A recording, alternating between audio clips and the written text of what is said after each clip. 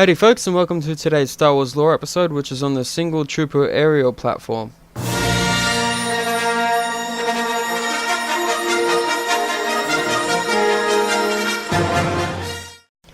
When the Trade Federation unleashed its droid army on Naboo, single trooper aerial platforms, otherwise known as STAP vehicles, were a sinister complement to the main force.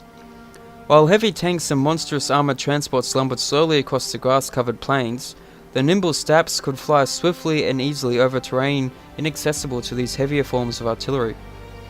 Built for speed and maneuverability, STAPs could easily negotiate dense vegetation and swampland, and were ideally suited for scouting, reconnaissance and patrol duties. STAPs were also fearsome anti-personnel weapons. With a STAP, a battle droid could effortlessly chase down even the swiftest targets. Now, during the invasion of Naboo, hundreds of STAPs were deployed to the planet's surface as scouts for the main invasion force. Many were used to escort Trade Federation troops and battle tanks to Theed City, where they could patrol the streets seeking out resistance or possible ambushes. STAP patrols were also highly effective in the Naboo swamps, combing the dense foliage for stray soldiers and, in particular, 2 stowaway Jedi. At the climax of the Battle of Naboo, STAP units were called in to round up Gungan prisoners, preventing them from escaping back into the swamps. The STAP threat came to an end, however, when the orbiting droid control ship was destroyed, neutralizing all battle droids on the surface of the planet.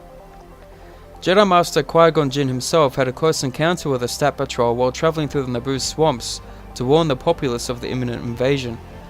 Weapons blazing, 2 STAPs burst from the trees in pursuit of another Jedi, Obi-Wan Kenobi, taking Qui-Gon by surprise. And despite their speed, the STAPs proved no match for Qui-Gon's quick reflexes and skill with the lightsaber and were soon reduced to smouldering wrecks.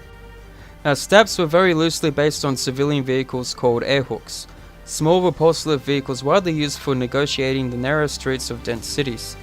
The Trade Federation adapted the vehicles into lethal combat weapons, purpose-built for a single battle droid rider.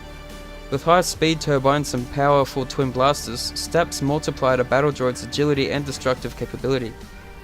The machine's compact and lightly built construction also enabled them to reach much higher altitudes than other repulsive craft, and STAPs could ascend tall buildings and mountainous terrain without difficulty.